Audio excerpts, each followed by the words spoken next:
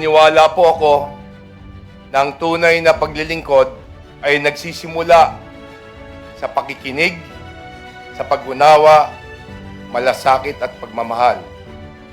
Na hindi natin dapat tingnan ang ating mga nakakatandang bilang statistik lamang, kundi bilang mga magulang, lolo at lola, at mga Pilipinong buong buhay na nagsakripisyo para sa kanilang pamilya at sa ating inang bayan.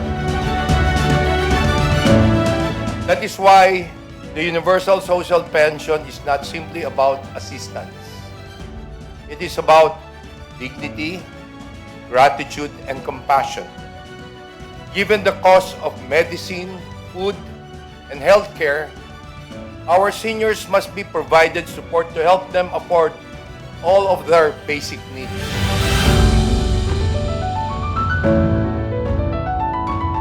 Dito po sa House of Representatives, makakaasa po kayo na patuloy po naming susuportahan ang mga tamang hakbang na magpapagaan at magpapabuti sa kanilang buhay dahil ito po ay makatao at makatarungan. Ito rin po ang aming paraan na upang kahit papano ay may paramdam po natin sa ating mga senior citizens ang ating pasasalamat sa kanilang kontribusyon sa bawat pamilyang Pilipino at sa ating pong bansa. Marami pong salamat at mabuhay po ang ating senior citizens.